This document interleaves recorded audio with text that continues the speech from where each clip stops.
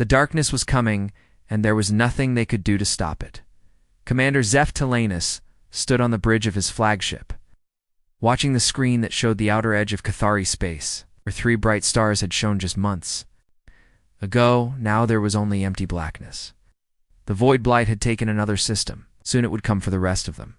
"Sir, we're getting the final reports from the Helios colony," said his communications officer, her scaled hands shaking as she worked at her station. "The evacuation ships made it out, but the entire system is gone. All 7 planets, the 2 space stations, everything." Zeph closed his eyes and felt the weight of command pressing down on his shoulders. The Cathari people had ruled 7 star systems for over 2,000 years. They had built beautiful cities, created art that could make grown warriors weep, and developed science that let them travel between the stars in days instead of years. But none of it mattered now. The blight was eating their civilization piece by piece. "How long until it reaches the next system?" he asked. "Our scientists believe we have 6 months before it takes the Meridian system, sir. After that, it will move to the inner worlds." 6 months. As Zeph opened his eyes and looked at the star chart on the main screen, the blight moved like a slow wave of destruction, turning entire solar systems into nothing but empty space. Their best minds had studied it for 3 years now, ever since it first appeared at the edge of their territory. They still had no idea what it was or how to stop it. The bridge doors opened, and Dr. Kira Nethes walked in. She was the head of the Science Council and one of the smartest people in the Confederation. The look on her face told Zeph everything he needed to know before she even spoke. "The weapon tests failed again," she said quietly. "We hit the blight. With everything we have, plasma cannons, quantum bombs, even the new particle beam array, it absorbs all of it and keeps moving." "What about the barrier shields? Gone in less than an hour." "The blight doesn't just destroy matter and energy, Zeph. It feeds on them. Everything we throw at it just makes it stronger." Zeph turned back to the screen. In the distance, he could see the faint glow of Nethes Prime, the capital world of their civilization. Millions of Cathari lived there, going about their daily lives, trusting their leaders to find a solution. What would he tell them now? "There has to be something," he said. "Some weakness we haven't found yet." Dr. Nethes moved to stand beside him. "We've tried everything, Zeph. Our computers have run 1,000,000 different scenarios.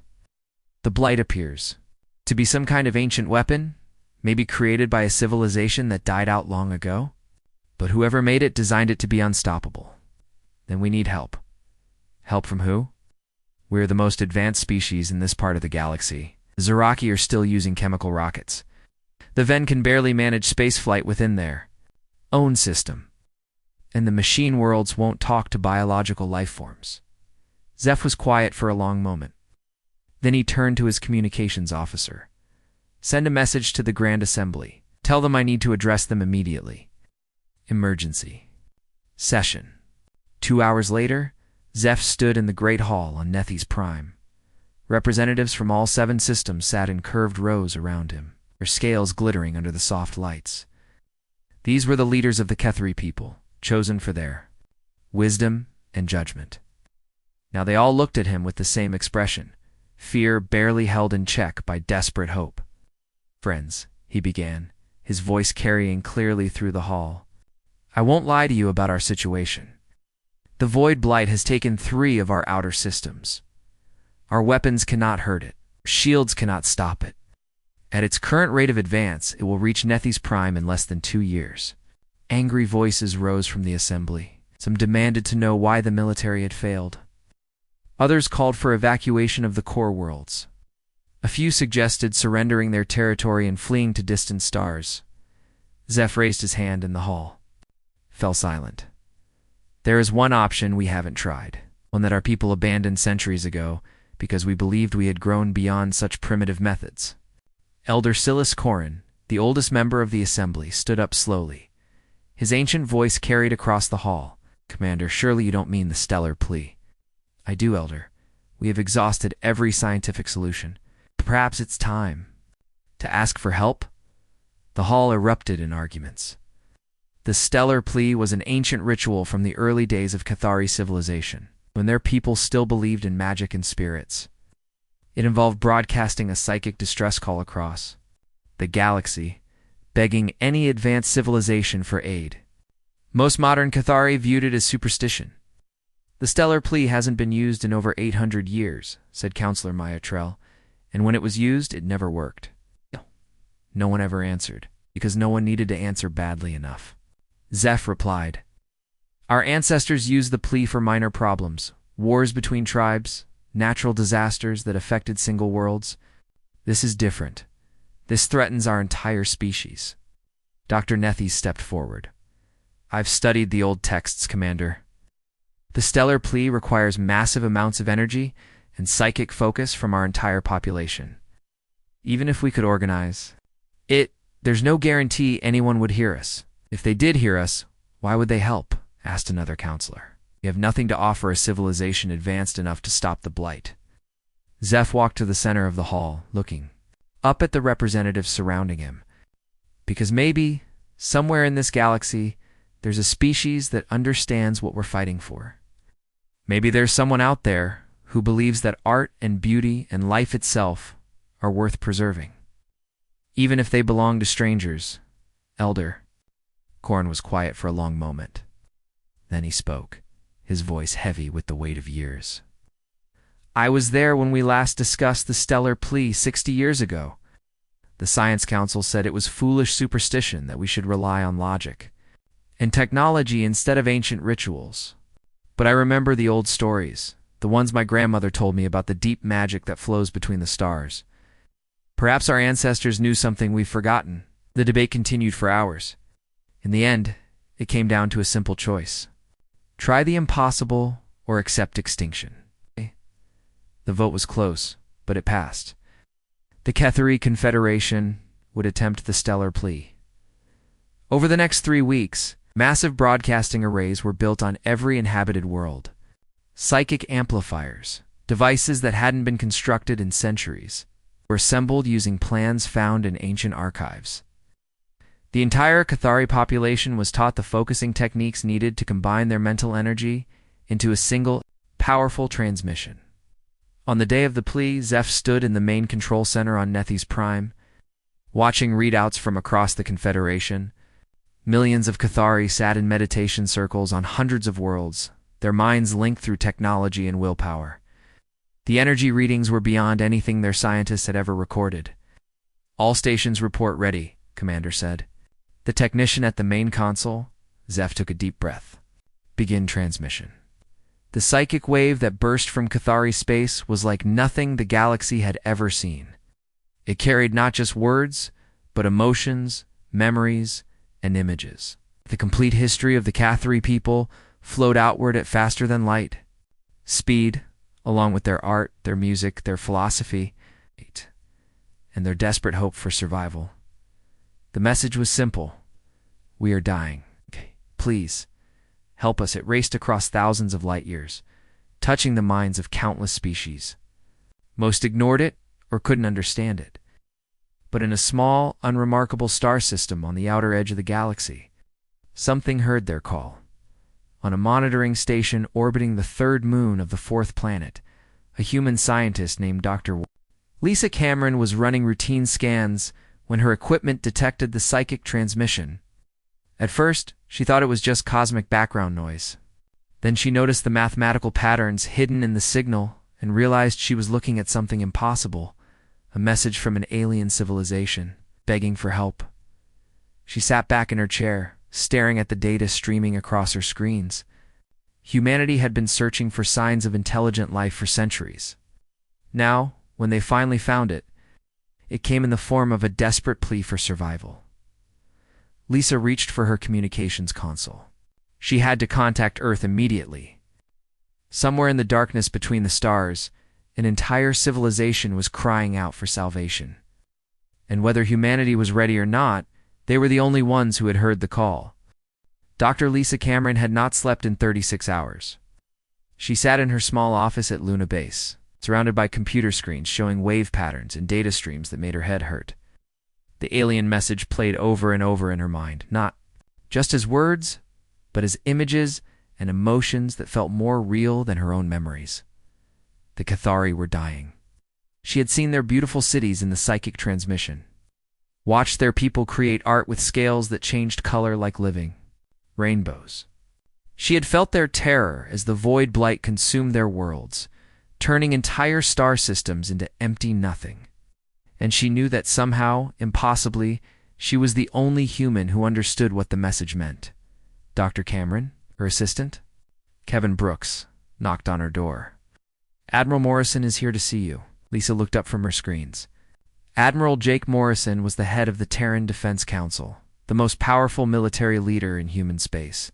She had sent her report to his office 6 hours ago, along with every piece of data she could decode from the Cathari transmission. She had not expected him to come to Luna Base in person. Send him in. Admiral Morrison was a tall man with gray hair and tired eyes that had seen too many wars. He walked into her office and looked around at the chaos of papers and equipment. "Dr. Cameron, I've read your report 3 times. I've had our best linguists and computer specialists look at this data. They all say the same thing." "What do they say, Admiral?" "That you're either the greatest scientific mind of our generation, or you've been working too hard and need a vacation." Morrison sat down in the only clear chair in the room. "In simple words, what you think this message is?" Lisa turned to her main screen and brought up a visual representation of the psychic signal. It looked like a complex wave pattern with thousands of smaller patterns nested inside it. "It's a distress call from an alien civilization. They call themselves the Cathari. They're about 2,000 light years from here, and something is destroying their worlds. They're asking for help. Do you believe this is real?" "Admiral, I've spent 15 years studying alien artifacts and ancient radio signals. I've never seen anything like this. The mathematical complexity alone would take our best computers years to fake, but more than that, ... Lisa paused, trying to find the right words. "The emotions in this message are real. I can feel their fear, their desperation. No human could create something this genuine." Morrison was quiet for a moment, studying the data on her screens. "Assuming you're right, and this is a real alien species asking for help, what exactly are they asking us to do?" "From what I understand, they're dealing with something called the void blight that destroys entire star systems." "What could humanity possibly do against something like that?" "I don't know, Admiral, but they sent this message to the entire galaxy. We're the only ones who answered. We haven't answered yet." Lisa turned to face him. "Sir, this could be the most important moment in human history. First contact with an alien civilization. And they need our help. Dr. Cameron, humanity has been in space for less than 200 years. We have colonies and 12 star systems. Our most advanced warship carries weapons that couldn't scratch a small asteroid. These aliens have technology that lets them send psychic messages across thousands of light years. What help could we possibly give them?" Before Lisa could answer, her communications console beeped. "Dr. Cameron, this is Earth Control. You have a priority transmission from the President." Lisa looked at Morrison, who nodded. "Put it through." President Amy Collins appeared on the screen. She was younger than most previous presidents, elected on a platform of expanding human presence in the galaxy. Behind her, Lisa could see the flags of the United Earth Federation hanging in the presidential office. "Dr. Cameron, Admiral Morrison, thank you for your work on this situation. I've been briefed by the Defense Council and the Science Committee. I need to know, in your professional opinion, is this alien message genuine?" Lisa took a deep breath. "Yes, Madam President. I believe it is." "And they're asking for our help against this void blight?" "Yes, ma'am. They're facing extinction, and they've tried everything they can think of. It might be their last hope." President Collins was quiet for a moment. "Admiral, what's your assessment of our military capabilities?" Morrison leaned forward. "Honestly, Madam President, we're outgunned. Before we even start, if these aliens can't stop this blight with their advanced technology, I don't see what our ships could do. But you have reservations about that assessment." Morrison paused. "I do. Dr. Cameron's data shows that the Cathari are a peaceful species. They focus their development on art, science, and philosophy. Their military exists mainly for exploration and defense. They've never faced anything like total war, and humans have." "Yes, ma'am. We've had wars continuously for our entire history. We know how to fight when we're outnumbered and outgunned. We know how to take risks that other species might consider insane. President Collins nodded. I'm calling an emergency session of the United Terran Assembly. This decision is too important for one person to make alone. The transmission ended, and Lisa found herself alone with Admiral Morrison again. He stood up and walked to her window, looking out at the Earth hanging in space beyond the moon's surface. Dr. Cameron, if we do respond to this message, you realize what we're getting into? It's a chance to save an entire civilization. It's a chance to get humanity wiped out trying to fight something we don't understand. Morrison turned back to her. But also, possibly, a chance to prove that we belong out here among the stars? 3 days later, the United Terran Assembly convened an emergency session. Representatives from every human colony and Earth's continental governments gathered in the Great Hall in Geneva. Lisa sat in the observers section, watching as the debate unfolded below her. Counselor Helen Ward spoke for the opposition. She was a small woman with a sharp voice that cut through the noise of the assembly hall. My fellow humans, we're being asked to risk everything for a species we've never met, to fight an enemy we don't understand. Earth has 6 billion people. Our colonies support another 2 billion. Are we prepared to gamble all those lives on what might be an elaborate hoax? General Scott Rivers stood to respond. He was the commander of the Terran Marine Corps, a man who had fought in the colonial wars and the rebellion on Mars. Counselor Ward, with respect, this isn't about gambling. It's about who we are as a species. Humans don't abandon people who need help, whether they're from Earth or from halfway across the galaxy. But what can we do? Asked Representative Carl Davis from the Jupiter colonies. These aliens have technology we can barely imagine. If they can't stop this blight, how can we? Dr. Lisa Cameron was called to address the assembly. She walked to the speaker's platform, feeling the weight of human history on her shoulders. Behind her, a large screen showed images from the Cathari transmission. Beautiful cities, elegant spaceships, and the terrifying darkness of the void blight. Representatives, I've spent the last week studying the Cathari data. They're facing something that consumes matter and energy, growing stronger with everything it destroys. Their response has been to develop better shields and more powerful weapons, but I think they're missing something important. What's that, Dr. Cameron? Asked President Collins. The Cathari are a peaceful species. They build their cities to be beautiful, their ships to be efficient, their weapons to be precise. Everything in their culture values harmony and balance. But sometimes peace isn't enough. Sometimes you need someone willing to be destructive, chaotic, unpredictable. General Rivers nodded. You're saying they need someone willing to fight dirty? I'm saying they need someone who learned to survive by being the most dangerous thing in their environment. They need Deathworlders. Assembly Hall fell silent. The term Deathworlder was what some alien species called humans. Based on Earth's harsh environment and humanity's violent history, most humans considered it an insult. President Collins spoke into the silence. Dr. Cameron, you're suggesting that our violent nature might be an advantage. I'm suggesting that maybe we evolved exactly the right skills for this situation. The Cathari fight to defend. Humans fight to win. The debate continued for hours.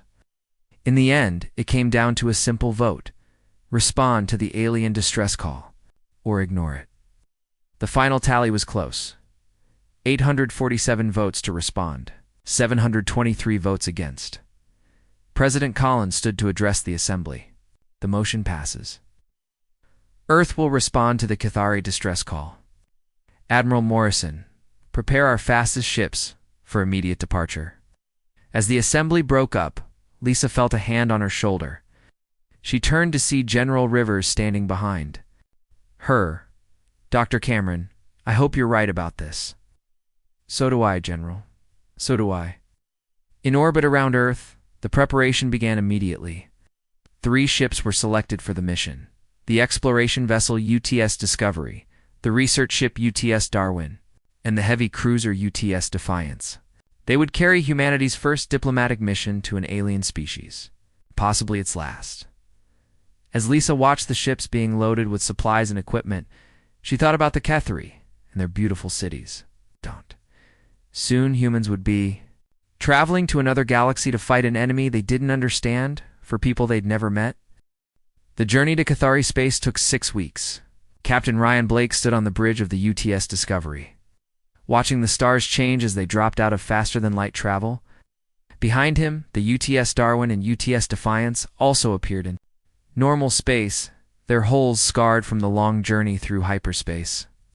"Captain, we're receiving a transmission," said Communications Officer Nancy Price. "It's in the same format as the original distress call, but much weaker. Can you translate it?" "Dr. Cameron is working on it now, sir."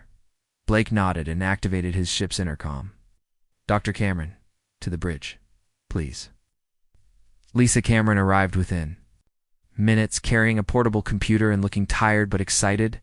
She had spent most of the journey studying the Cathari language and culture, preparing for humanity's first contact with an alien civilization. "Captain, the message is from Commander Zeph Talanus of the Cathari Defense Fleet. He's welcoming us to their space and requesting permission to meet." "He sounds surprised that anyone actually answered their call." "Surprised is putting it mildly," Blake replied. "According to our long-range sensors, we're looking at technology that's centuries ahead of ours. Their ships are bigger than our cities." Through the main screen, they could see a Cathari vessel approaching. It was beautiful in a way that human ships never were, with smooth curves and surfaces that seemed to flow like water. Energy patterns danced along its hull, creating colors that shifted and changed as they watched. "Sir, they're requesting permission to come aboard," said Price. Blake looked at Dr. Cameron. "Are you ready for this?" "As ready as anyone can be for first contact with an alien species. Grant permission. Have them meet us in conference room 1. An hour later, Blake sat across a table from beings that still seemed impossible, even though he was looking right at them. Commander Zeph Talanus was tall and graceful, with scales that shifted from deep blue to silver as he moved. His 2 companions, Dr. Kira Nethes and Captain Maya Voss, showed the same elegant beauty that seemed to define the Cathari people. Dr. Cameron sat beside Blake, along with Colonel Beth Martinez, commander of the Marine contingent aboard the 3 ships. The translation device they had built worked perfectly, turning the Cathari's musical language into clear English. "Captain Blake," said Commander Talanus, "I must admit, when we sent out the stellar plea, we never expected anyone to respond. Most species in the galaxy are too concerned with their own problems to help strangers." "Humans are different," Blake replied. "When someone asks for help, we answer." Dr. Nethes leaned forward. "We've studied the data from your ships during your approach. Your technology is impressive for such a young species, but I must ask, what do you believe you can do against the void blight that we cannot?" Colonel Martinez spoke up. "With respect, Dr. Nethes, sometimes the solution to a problem isn't better technology. Sometimes it's a different way of thinking." "I don't understand." Blake activated a holographic display showing Earth's history. Images of wars, natural disasters, and humans fighting against impossible odds filled the air above the table. Humans evolved on what you would call a death world. Everything on our planet tried to kill us. Diseases, predators, weather, even other humans. We survived by becoming the most dangerous species in our environment. Commander Talanus studied the images. With fascination, "Your people have spent their entire history fighting?" "Not just fighting," said Dr. Cameron. "Learning to win against enemies that were bigger, stronger, and better equipped than we were. We became experts at finding weaknesses, using unconventional tactics, and refusing to give up even when defeat seemed certain." Dr. Nethes brought up her own holographic display, showing the elegant cities and peaceful gardens of the Cathari worlds. "Our civilization has focused on harmony, beauty, and the advancement of knowledge. We have had conflicts, but nothing like what your people experienced, which might be why you can't stop the blight," said Colonel Martinez. "You're trying to defend against it, build bigger shields, create more powerful weapons. But from what we've seen in your data, the blight feeds on energy. Every time you attack it, you're making it stronger." Commander Talanus was quiet for a moment. "What would you suggest instead?" "First, we need to see this blight for ourselves," said Blake. "Understand what we're really fighting. 3 days later, the combined human and Cathari fleet approached the edge of the blight zone. The Cathari had provided the humans with better sensors and protective shields. While the humans shared their military analysis techniques, what they found was both fascinating and terrifying. The void blight looked like a wall of absolute darkness, stretching across space, consuming everything in its path. Stars vanished as it passed over them, leaving nothing but empty void behind. "My God," whispered Dr. Cameron as she studied the sensor readings. "It's not just destroying matter. It's eating space itself." Dr. Nethys nodded grimly. "We estimate that it has consumed over 30 star systems in the past 5 years. At its current rate of expansion, it will reach our core worlds within 18 months. Colonel Martinez was studying the tactical displays. Dr. Nethys show. Me your defensive positions." The Cathari scientists brought up a map showing their fleet deployments. Elegant ships were arranged in perfect formations, creating overlapping fields of fire and defensive screens. It was textbook military strategy, the kind taught in academies across the galaxy. "I see the problem," said Martinez. "What do you mean?" asked Commander Talanus. "You're fighting this like a conventional enemy. 8 formations, coordinated attacks, minimal casualties. But the blight isn't a conventional enemy. It's a force of nature, and you don't fight nature by being polite." Captain Maya Voss spoke for the first time since the meeting began. "What would you do differently?" Martinez activated her own tactical display. "First, we stop trying to destroy it with energy weapons. Every time you shoot at it, you're feeding it. Second, we make ourselves as unappetizing as possible." "I don't understand," said Dr. Net. HYS. Dr. Cameron was studying the blight's movement patterns on her computer. Colonel Martinez might be on to something. Look at these readings. The blight doesn't advance at a steady rate, slows down in some areas, speeds up in others. "What causes the variation?" asked Commander Talanus. "Industrial activity. The blight moves slower through areas with heavy electromagnetic interference, chemical pollution, and what we would call dirty energy signatures." Dr. Nethys looked shocked. "You're suggesting we deliberately pollute our space?" "I'm suggesting we make ourselves look like something the blight doesn't want to eat," said Martinez. "Humans are experts at creating chaos. Our ships leak radiation, our engines burn dirty, our weapons create massive amounts of electromagnetic noise. We're naturally unappetizing to something that feeds on clean energy." Captain Voss shook her head. "Even if that worked, the environmental damage would be catastrophic. We would be destroying our own worlds to save them. Better than losing them completely," said Blake. "Sometimes survival means accepting a price you don't want to pay." Over the next several days, the humans worked with Cathari scientists to test their theory. Using captured blight samples, they exposed them to different types of energy signatures. Clean Cathari power sources were absorbed immediately. But human-style dirty energy, full of radiation and chemical byproducts, seemed to repel the blight. "Samples. It's working," said Dr. Cameron, staring at the test results. "The blight actually retreats from sufficiently chaotic energy signatures." Commander Talanus looked at the data with a mixture of hope and horror. "You're asking us to become like you, to embrace destruction instead of creation." "Temporarily," said Colonel Martinez. "Long enough to drive the blight back and figure out a permanent solution." Dr. Nethys was studying the human ship designs with new interest. "Your vessels are incredibly inefficient by our standards. They waste tremendous amounts of energy and create massive electromagnetic disturbances. That's what makes them perfect for this job," said Blake. "We don't need to build new weapons.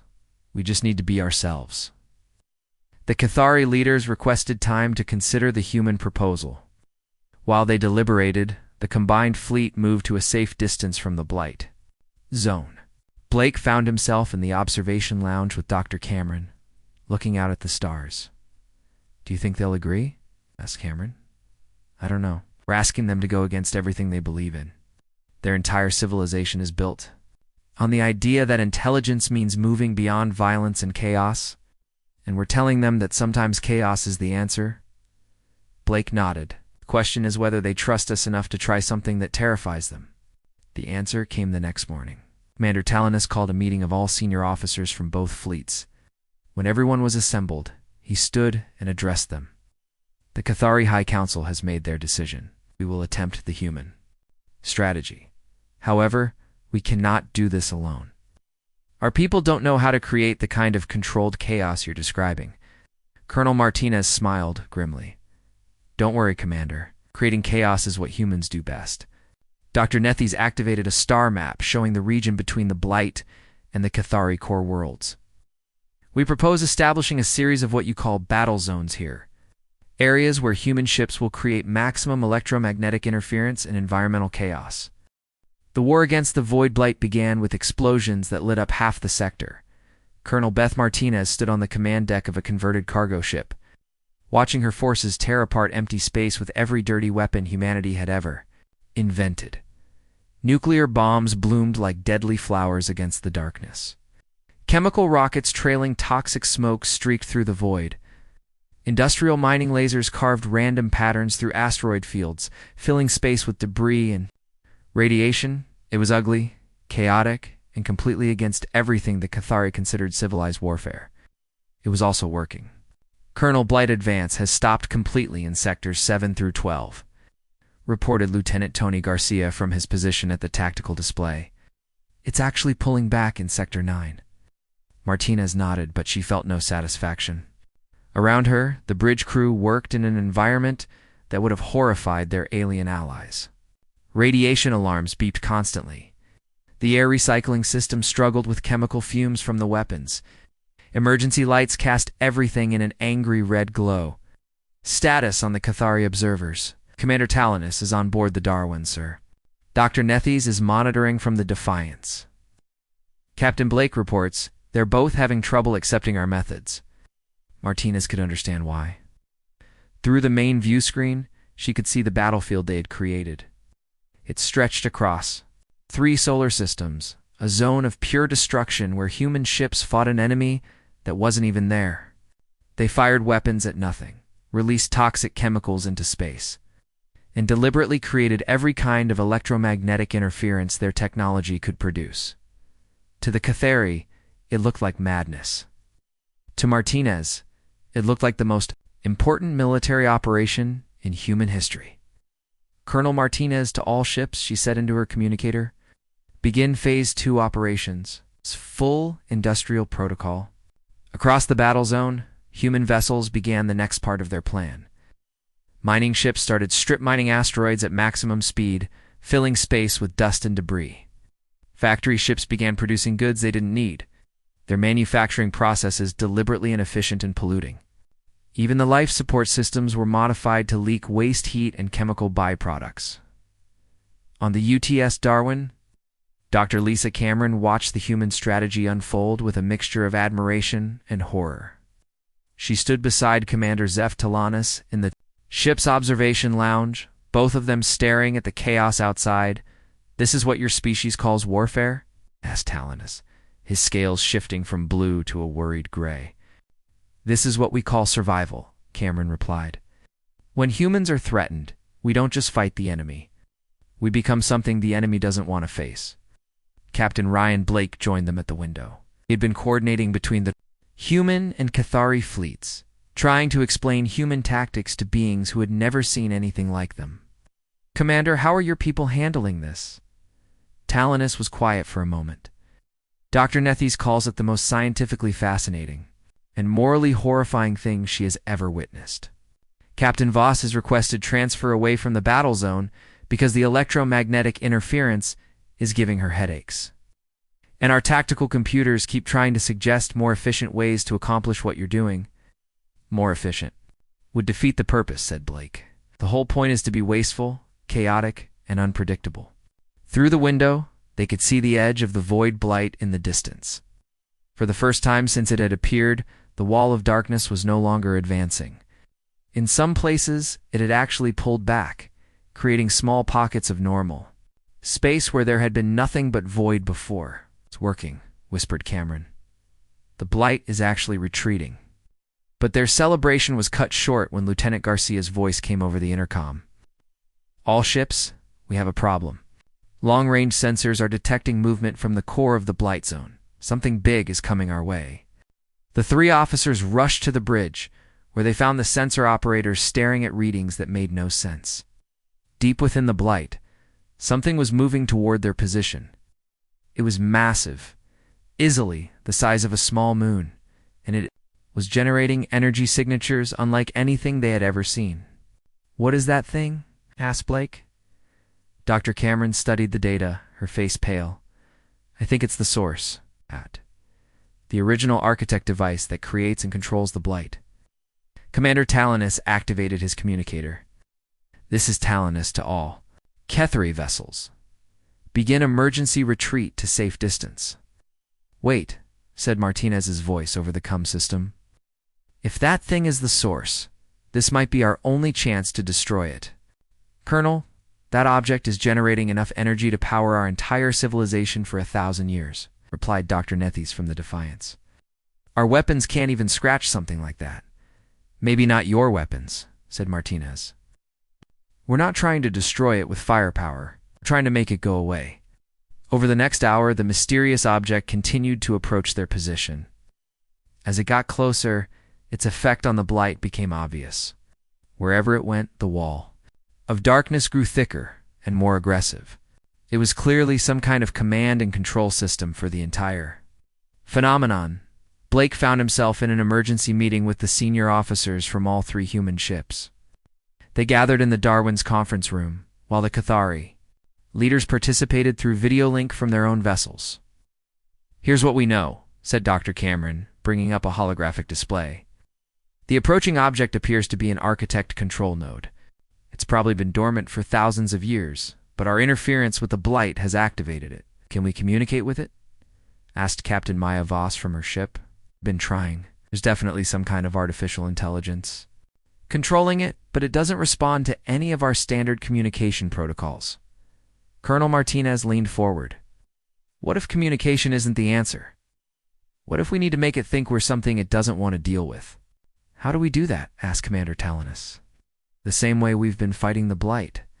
We become the most dangerous, chaotic, unpredictable thing in its environment." Dr. Nethys shook her head. "Colonel, that object could destroy our entire fleet without effort. How can we possibly threaten something that powerful?" "You don't threaten it," said Martinez, with a grim smile. "We become something it considers too much trouble to bother with." Lieutenant Commander Pete Collins, Blake's tactical officer, had been studying the sensor data. "Colonel Martinez might be right. Look at these energy patterns. The control node is trying to analyze our technology, figure out what kind of civilization we represent. Every time it runs a scan, it gets confused by our chaotic energy signatures." "So we confuse it more," said Blake, understanding the plan. "We make ourselves look like something it was never designed to handle." Over the next several hours, the human fleet implemented the most insane battle plan in military history. Every ship began broadcasting random signals on all frequencies. They fired weapons in completely random directions. They even started playing human music at maximum volume. Filling space with everything from classical symphonies to heavy metal rock, the Cathari watched in amazement as their new allies, essentially, threw a massive organized tantrum in space. Ships spun in wild circles. Weapons fired in patterns that served no tactical purpose. The humans even began deliberately ramming their own vessels into asteroids, creating spectacular explosions that served no purpose except to create more chaos. "This is insane," muttered Captain Voss, watching the display from her bridge. "Yes," said Commander Talanus, "but it's working." The architect control node had stopped its advance. The first time since it had appeared, the massive object seemed uncertain. Its energy patterns fluctuated wildly as it tried to process what it was seeing. The artificial intelligence that had been dormant for millennia was encountering something it had never been programmed to understand. A species that used chaos as a weapon. Dr. Cameron monitored the node's transmissions, trying to understand what was happening inside its ancient computer systems. It's running analysis after analysis, but it can't categorize us. Every time it thinks it understands our technology, we do something that breaks its assumptions. How long can we keep this up? Asked Blake. As long as we need to, replied Martinez. This is what humans do. We adapt, we improvise, we refuse to fit into anyone else's neat categories. The breakthrough came when the control node tried to communicate directly with the human fleet. Instead of the complex mathematical languages it was designed to understand, it received responses in dozens of human languages mixed with music, random numbers, and what could only be described as digital noise. It's giving up, said Dr. Cameron, staring at her readings in amazement. The control node is classifying us as a chaotic, unpredictable species that represents a threat to galactic stability. It's ordering the blight to avoid our territory. Completely? You mean we won? Asked Lieutenant Garcia. We did more than win, said Commander Talanus over the communication system. You've convinced an ancient artificial intelligence that humans are too dangerous to be allowed to exist. So it's decided to stay as far away from you as possible. Colonel Martinez laughed, the sound carrying across the comm channel to every ship in the fleet. Well, they're not wrong about that. The Void Blight was retreating, but Colonel Beth Martinez knew the war was far from over. She stood in the command center aboard the UTS Defiance, watching long-range sensors track the massive Architect control node as it pulled back deeper into the dark zone. Around her, exhausted human and Ketheri officers monitored the situation, afraid to believe that their desperate plan had actually worked. Colonel, the Blight has withdrawn from sectors 1 through 15, reported Lieutenant Tony Garcia. But it's not disappearing. It's consolidating around the control node. Dr. Lisa Cameron looked up from her analysis station. The node is reorganizing the entire Blight structure. I think it's preparing for a different kind of attack. Commanders F. Talanus joined them at the main display. His scales had shifted to a deep purple, which Martinez had learned meant serious concern among the Cathari. What kind of attack? Something we can't fight with chaos and noise, said Cameron. Ah! The node has been studying our tactics for 3 days now. It's adapting. Captain Ryan Blake's voice came over the communication system from the Darwin. All senior officers to emergency meeting in conference room 1. We have a problem. 20 minutes later, the combined leadership of both fleets gathered around a holographic display showing the current state of the Blight Zone. What they saw made Martinez's stomach turn. The random, spreading darkness they had been fighting was gone. In its place was something much worse. A concentrated sphere of absolute void, growing denser and more powerful every hour. The control node is learning, said Dr. Kira Nethes, the Cathari scientist who had become their expert on Architect technology. Our chaotic tactics convinced it to change strategy. Instead of slow expansion, it's building up energy for a massive directed attack. Directed at what? Asked Captain Maya Voss. Dr. Cameron activated a tactical projection. Earth, the node analyzed our technology and traced it back to our home system. It's concluded that humanity is the primary threat to galactic stability. Room fell silent. Blake was the first to speak. How long do we have? At current energy buildup rates, approximately 72 hours before it can generate enough power to project the blight across 2,000 light-years, said Dr. Net. Lieutenant. Commander Pete Collins, Blake's tactical officer, studied the readings. Can we evacuate Earth in time? 8 billion people, said Martinez. Not a chance. Commander Talanus spoke quietly. This is our fault. We asked for your help, and now we've brought destruction to your homeworld. No, said Blake firmly. This is exactly what we signed up for when we answered your call. The question is, what do we do about it? Over the next several hours, both human and Cathari scientists worked desperately to find a solution. They tried everything they could think of: long-range bombardment, electromagnetic interference, even attempting to communicate with the control node directly. Nothing worked. The ancient Architect device was too powerful and too well protected. Finally, Dr. Cameron made a discovery that changed everything. I've been analyzing the control node's internal structure, she announced to the gathered officers. It's not just a computer. It's a containment system. Containing what? Asked Dr. Nethes. The original Architect civilization. Their entire species uploaded their consciousness into the node before the blight consumed them. They're still in there, controlling the system. Martinez leaned forward. You're saying there are actual people inside that thing? Not people as we understand them, but conscious beings? And they're terrified. The blight wasn't supposed to work this way. It was designed to eliminate stagnant civilizations, but it got out of control and consumed its creators. Blake understood immediately. They can't shut it down from the inside, because they're part of the system now. But someone from the outside could do it. If they could reach the control center, said Dr. Nethes. But that would require going inside the blight itself. Nothing can survive in there. Nothing we've tried so far, said Martinez. But we haven't tried human stubbornness yet. The plan that emerged was insane even by human standards. Someone would have to pilot a heavily shielded ship directly into the heart of the blight, reach the control node, and manually override the ancient architect's systems. The radiation alone would be fatal. The blight's energy drain would destroy any ship within minutes. It was a suicide mission with almost no chance of success. I'll do it, said Dr. Cameron immediately. No, said Martinez just as quickly. You're too valuable. If this fails, humanity needs scientists who understand architect technology. Then who? Asked Blake. Martinez stood up. Me. I'm a soldier. This is what soldiers do. Commander Talanus shook his head. Colonel, you don't understand. But blight will kill you before you get halfway to the node. Maybe. But I'm betting it's... Never faced anyone too stubborn to die. The preparations took 18 hours. Human engineers worked with Cathari scientists to modify a small fighter with every type of shielding they could devise. The ship was packed with enough radiation medication to kill a normal person.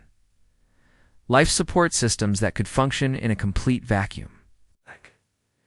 And backup systems for the backup systems. Dr. Cameron spent the time developing a program that could interface with architect technology. It was designed to convince the uploaded consciousness inside the node that humanity could be trusted to help rather than destroy. The program contains our entire history, she explained to Martinez as they loaded it into the fighter's computer. Everything from our first cave paintings to our space exploration. If the architects are as intelligent as we think, they'll understand that we're not just destroyers. We're also protectors. Martinez checked her equipment one final time. The fighter was cramped, ugly, and would probably fall apart the moment it entered the blight zone. It was perfect for the job. Colonel, said Blake, over the communication. System, you don't have to do this. We can find another way. Captain, in 6 hours, that thing is going to fire a beam of pure destruction at Earth. 8 billion people are counting on us to stop it. There is no other way. Martinez sealed the fighter's canopy and launched into space. Behind her, the combined human and Cathari fleets watched as her small ship approached the wall of absolute darkness that was the void blight. Martinez to all ships, she said as the fighter crossed into the blight zone. If this works, drinks are on me when I get back. If it doesn't, tell my family I went out fighting. The moment the ship entered the blight, everything went wrong. Radiation alarms screamed. The hull began to buckle under impossible forces. The life support systems failed within the first minute, leaving Martinez in a suit that might last another hour if she was lucky, but she kept flying. The journey to the control node took 37 minutes that felt like 37 years. By the time Martinez reached the massive architect structure, her ship was barely held together by emergency welds and sheer willpower. She had radiation poisoning that would kill her within hours and was breathing recycled air from her suits. Emergency supply, none of that mattered. She was a human being on a mission. Humans didn't quit. The docking with the control node was more crash than landing, but it worked.